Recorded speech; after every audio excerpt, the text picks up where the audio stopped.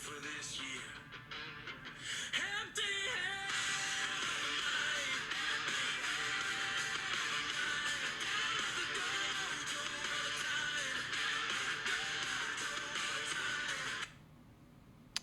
Welcome to episode 9 of Empty Hand, Open Mind podcast. My name's Steve Wilson, and I have trained in Goju-Do for 53 years as of June 6th of this year. Today's topic is going to be about loyalty and teachers, and just kind of a discussion about the varied opinions about how many teachers a person should have, how long they should stay with their teacher, etc. So to kick it off, let's just start with, I was with my primary lifelong teacher for 42 years, from 1973 to 2015 when he passed away. And his name was Sensei John S. O'Hara. And O'Hara Sensei was a highly intelligent man. He was an alternate on the 1960 Olympic powerlifting team. He had an amazing knowledge of kinesiology and physiology, of physics, and he was just a premium teacher. He was a calm guy, and he had a great eye for detail. He also was a professional teacher for a living. So he taught in the education system, and he had to be able to convey information to people of all mental capacities and of varying ages. So as a professional teacher, his expertise was teaching. And so I've had people ask me, why did you stay with the same teacher for 42 years? Well, one is he was a lot older than I am. And he had trained quite a while before I ever met him. And he had so much knowledge, and we had such a close relationship. I never ever even considered having a different teacher or needing a different teacher. I felt that he was able to bring out the best in me, and that there was no need to look for a different teacher or start with somebody else. O'Hara Sensei got injured. He hit a horse on his motorcycle going over an overpass, and he was down for many years, like 10 or 12. And anyway, I was in Edon, and I asked him if I could go train with Higaonna Sensei. And he said that, yes, he encouraged it, and he thought I should do that, and that it would be a great experience.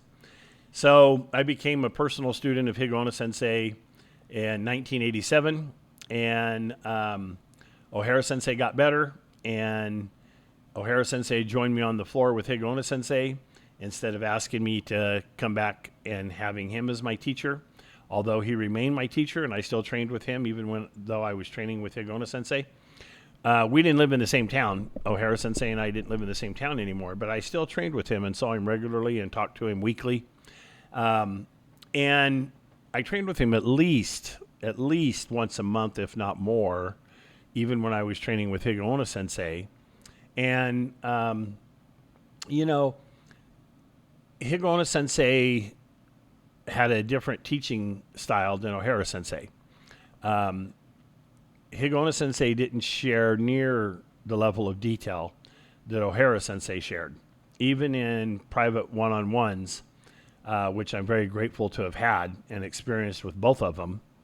Higaonna Sensei would focus on technique, and he would focus on stance, and he would focus on millions of reps, and on spirit, and on conditioning, and on strength, and all of those things. But when it come to physics and kinesiology and physiology and applying those things, biomechanics, to karate, Higaonna Sensei didn't really do that. O'Hara Sensei did that in great depth. And if O'Hara Sensei had gotten well and said to me, okay, Steve, I'm ready to teach again, leave Higaonna Sensei and come back, I would have. I would have quit training with Higaonna Sensei and went back to my teacher that I begun with. O'Hara Sensei, by the way, was 5 years older than Higaonna Sensei. So he was Higaonna Sensei senpai in life.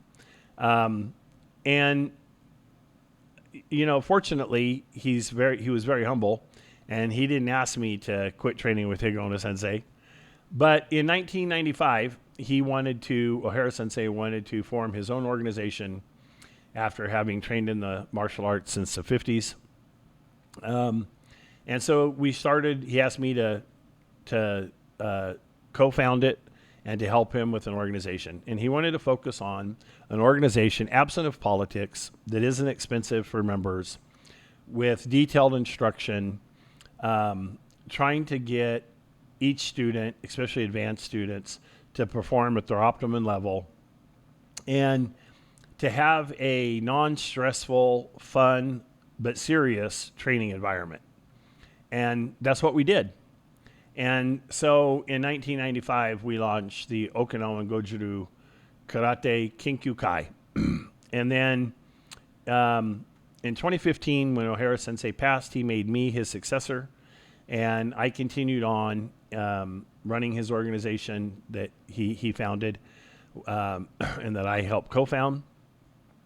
And then this year, we quit utilizing the Okinawan Goju-Ryu Kinkyukai and went to the Koryu Koshu Kai, and to focus more on the older methods.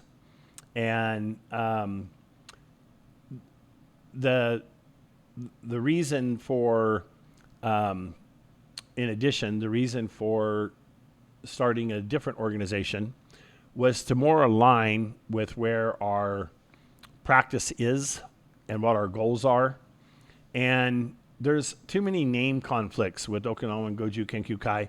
Another organization, 11 years after we formed ours, formed one with the same name. There's many, like the OGKK. Anyway, there's a whole bunch of different names that are similar to what we had. But we had that name for 27 years. But back to teachers. So my time with Ohara Sensei and with Higa Sensei were amazing. And I learned a lot from both of them. And when I was with Ohara Sensei for 42 years, I still attended seminars like with Chinen Sensei and Nishiyama Sensei and Ozawa Sensei and Don and Santo Sensei. I attended, I can't count how many seminars. Living in California and LA being a mecca, I attended a lot of seminars. But I never changed teachers. Shihan John Roseberry of the Shorikan Goju-Ryu system of Toguchi Sakichi Sensei also had a great influence on me. I met him in, I think my first visit was 1979 or 1980. I went to Lincoln, Nebraska and trained with him for a week. And we stayed in touch, and I trained with him, 30 or 40 times over, 30, 35-year period. And he made me the assistant Goju style head for the USKA. And I learned a lot from him too. But he was very knowledgeable. He was an excellent judoka. I loved his personality. I had a lot of fun with him. But Ohara Sensei remained my teacher and my primary teacher. And so I just wanted to talk about that today because people have asked me several times. I've been asked, why would you stay with the same teacher for 42 years? Why have you stayed with the same style for 53 years? Well, because it fulfills me, and my teacher fulfilled me, and I'm loyal, and my teacher never gave me a reason to leave. And I continued growing and improving, and I didn't want to start a new relationship, and I didn't want to get to know somebody else, and I didn't want to take years to build that trust and that relationship that I already had. I also thought, frankly, which most of you do, my teacher knew more than most teachers. That's a fact. I've attended so many seminars. I'm going to give an example. I attended when I was a Yondan. I attended a seminar in LA with a 7th Dan Shihan from Japan in Goju-Ryu. And I paid quite a bit of money to attend, and there were probably 300 people there. And, we trained for, I think, 6 hours, and I didn't learn anything. I literally learned nothing. So attending that seminar, I got to train with some new people, and I got to have some new partners. But in regards to deepening my understanding or learning something or improving something I already know or knew, that didn't happen. It just didn't happen. And so also too, although I completely honor and respect that karate, all karate, originated in Okinawa. And I love Okinawan karate, and I'm never going to change. I've been in it for 53 years, and I'm going to stay in it till I pass away. But with that said, just because you're Okinawan or because you're Japanese doesn't mean you know more. Also doesn't mean you're better at karate. I'm not being disrespectful. Let me just give you an example. I'm 66 years of age, and I've trained 53 years continuously. And I've trained with first generation student of Miyagi Chojun Sensei. I've trained with second generation student of Miyagi Sensei, with Higona Morio Sensei. I trained with Ohara Sensei for 42 years, who trained with Higona Sensei and who trained with Gogen the Cat Yamaguchi and Gosei Yamaguchi. And we were in the Goju Kai for many years. And, I've interviewed 5 first-generation students of Miyagi Chojun Sensei. And I've attended seminars with 2 of Miyagi Chojun Sensei's first-generation students. And a seminar doesn't make him your teacher at all, but you learn things, right? But let me give you an example of why I said Okinawa and Japan aren't better just because they're Okinawa and Japan. I know of a 40-year-old in Okinawa who's a 9th Dan. I've trained 53 years continuously. I've taught, over 1,000 people. I've trained with some of the best in the world. And I'm an 8th Dan, and I'm 66. Now, I don't care who's an 11th or 12th Dan if that existed. I'm just saying there's a 40-year-old Okinawan in Okinawa who's the 9th Dan. Is he worthy of 9th Dan? I don't know. I have no idea. Somebody thought so. And that's fine. And his followers probably love him and trust him and learn a ton. And that's good. But I think 40 is too young for 9th Dan. That's me. But it doesn't mean that in his group and in his organization and in his system that he's not that, because he obviously is, because that's what they made him. And listen, all of your ranks they're only really recognition from your teacher or from the organization you belong to.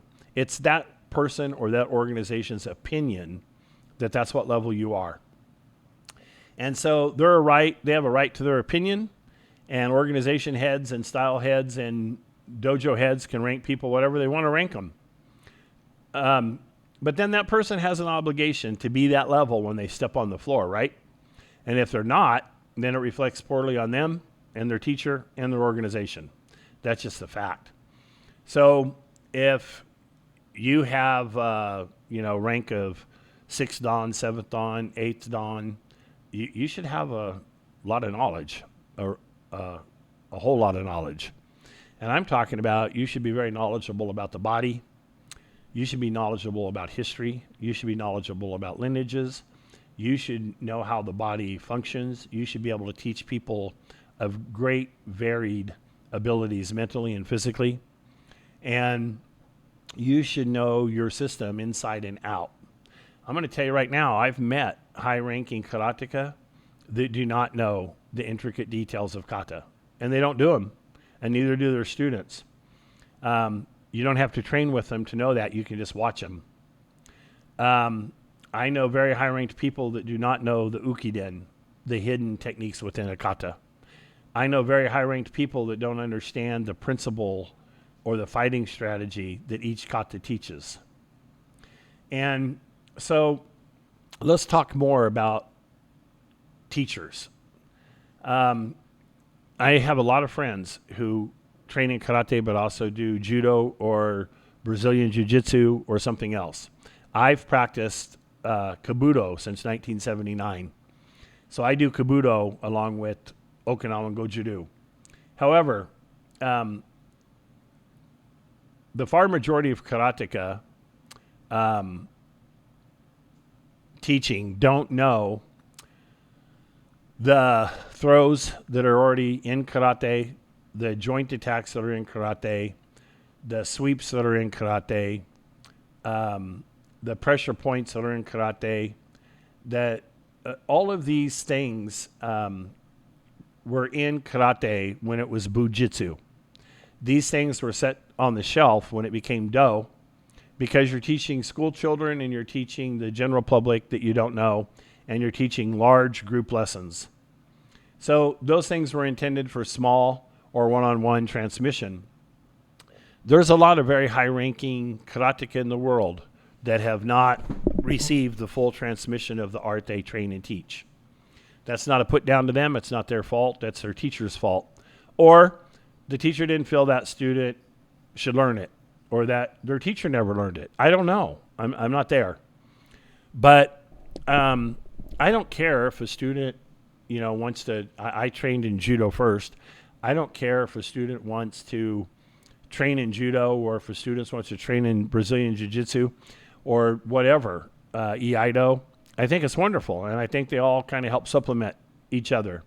And a lot of the biomechanics and other things are transferable to each of those. And I can tell you right now that doing any of those martial arts helps you with the others. However, I don't think you should do that if you're not very high ranked in your primary style. So if you haven't trained in your primary style for a long time, and if you're not high ranked is, Sandan or up, I think you should still focus on that, because now you're splitting your time between 3 or 4 arts like MMA does. And if you're not competing, if you're not going in the octagon, then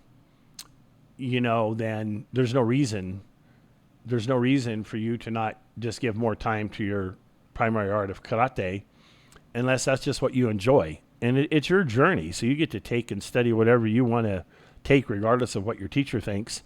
But teachers are often wise, and often chasing 2 rabbits mean you don't catch either one. So have a really strong understanding and foundation of your primary style before going to a new one. And because now you're going to take time away from that primary style. That's just my opinion. Your opinion can be completely different, and that's just as valid as mine.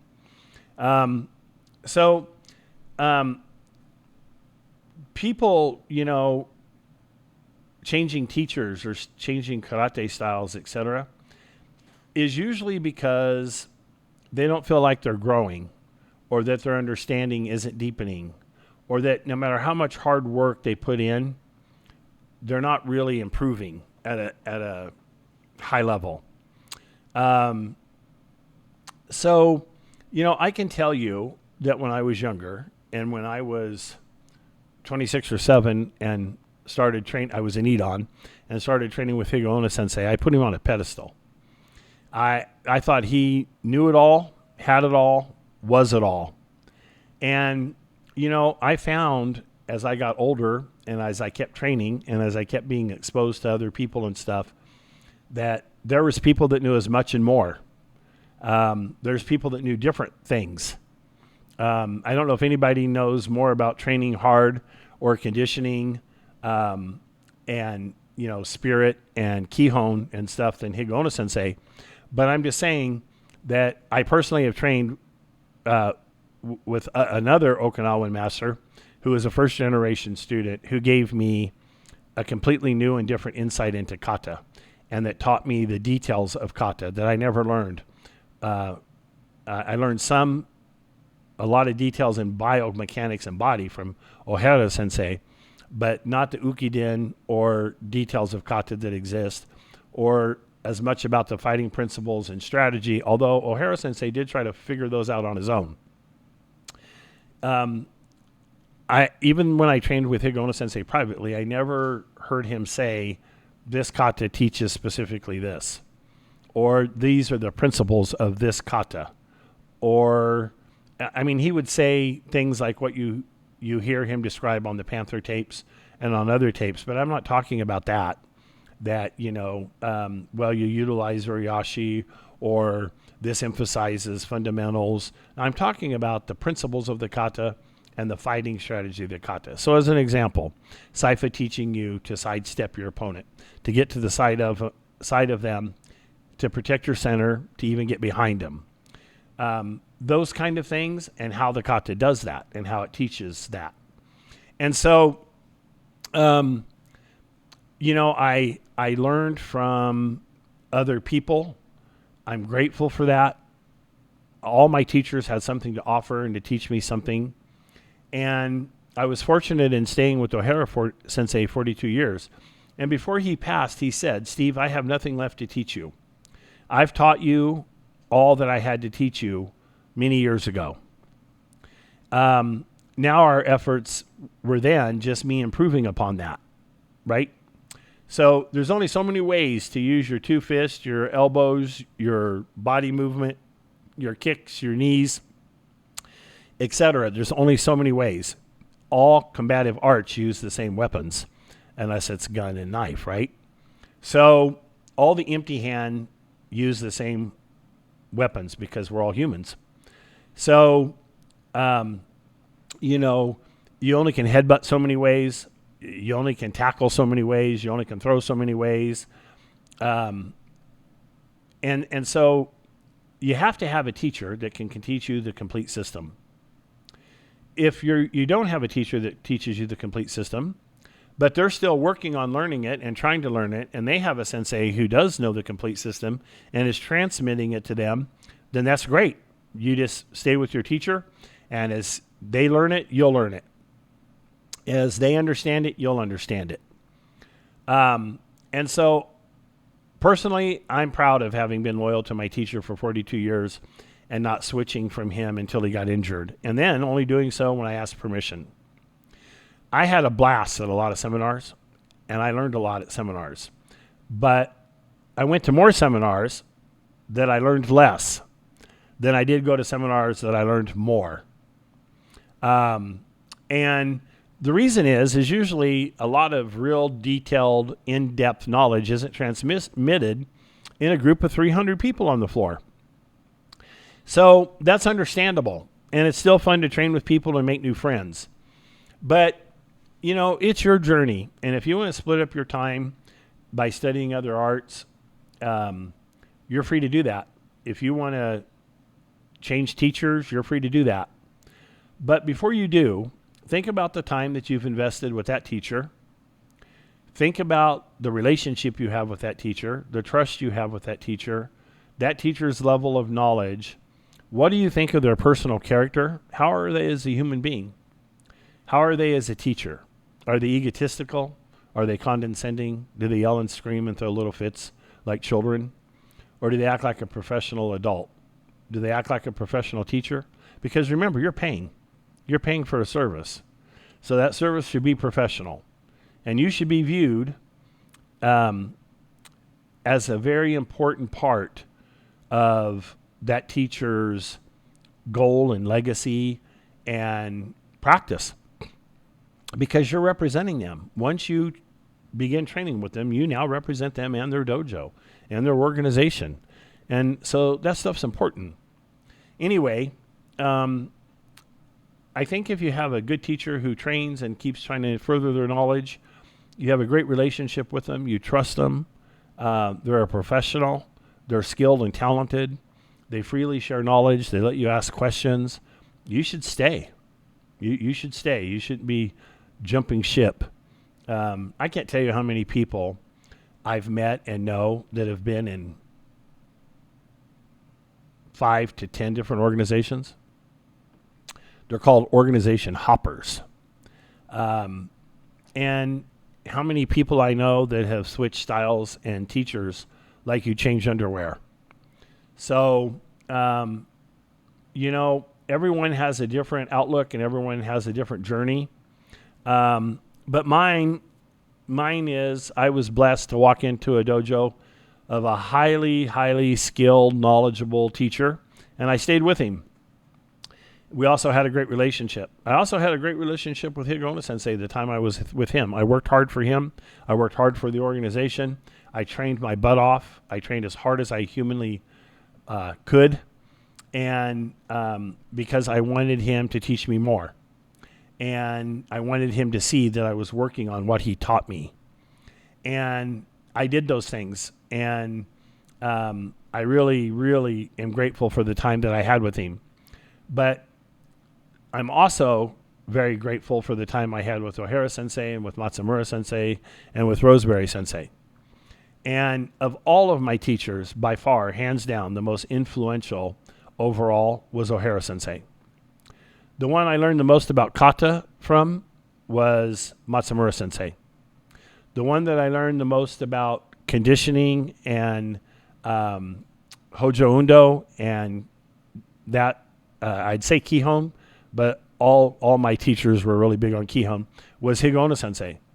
So, Higaonna Sensei introduced me to Kakie. Matsumura Sensei introduced me to a much higher level advanced version of Kakie. So I learned and had gifts from each of them that I'm super grateful for. But it is true that a lot of people did not learn the complete system and that haven't had the complete system transmitted to them. And a lot of teachers no longer teach their senior students in small groups or one-on-one to transmit the entire art to. A lot of them still leave it for the student to figure out. I want to be sure it's passed on. I want to be sure that it lives. I'm afraid to put all my eggs in the basket of one student because if something happens to him or her, or they quit, or they get injured, or they get a disease and can't train, then I put all my eggs in the basket and they're never going to get cooked or used.